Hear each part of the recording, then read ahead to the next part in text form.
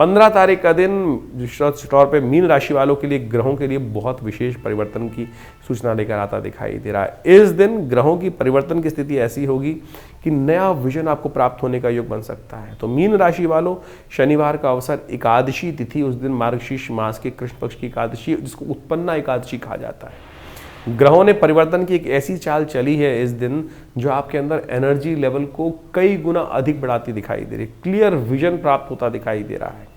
जो आपका दिमागी जो विचार है वो बहुत सारे इंट्यूशन पावर को जनरेट करता दिखाई देगा। बहुत सारे जो विचार है आपको पूर्वाभास होने की स्थिति इन दिनों बनती दिखाई दे रही। भगवान की कृपा चाहिए। स्थितियों को बदलने के लिए, लाभ लेने के लिए भगवान की कृपा हो जाए ना तो बहुत अच्छी होती है। बड़े बड़े लोग भगवान की कृपा प्राप्त करने के लिए लाहित रहते हैं। कालांतर में एक घटना थी जो इस उत्पन्ना एकादशी की बात को बताती है कि संसार के सबसे बुद्धिमान लोग भी जब कुछ चलती नहीं है अपनी बुद्धि का, कहाँ जाते हैं? भगवान के सहारे के लिए जाते हैं। कथा समझिए, कथा को सुनने से, श्रवण करने से हमारे जो बुद्धि में बहुत सारे गलत तरह के विचार बैठे होते हैं ना, उनको साफ करने का रास्ता मिल जाता है। कहा जाता है कालांतर में एक मुर नाम का राक्षस था। उसने संसार को भयग्रस्त कर रखा था और पूरा संसार उसे त्राहिमाम था। कहा जाता है कि देवता और ऋषिगण भी त्रस्त थे उसके आतंक से।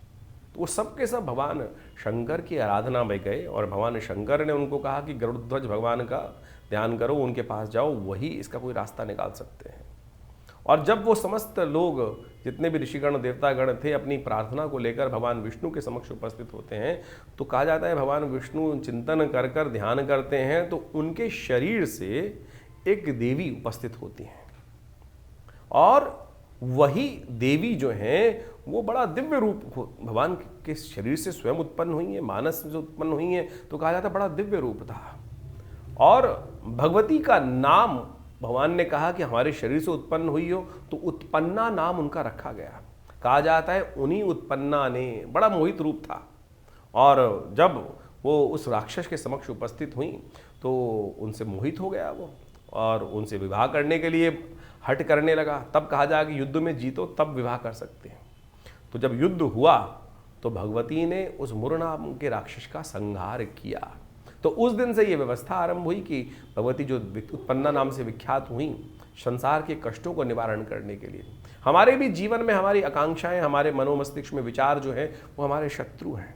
और जब इस उत्पन्ना एकादशी पर हम शास्त्र विधि के अनुसार से व्रत रखते हुए भगवान विष्णु का पूजन करते हैं तो कहा जाता है कि उन समस्त रीतियों से क्या होता है कि हमारे मन में बैठे हुए, हमारे जीवन में आए हुए राक्षसों को हमारे उस भगवान की कृपा से ही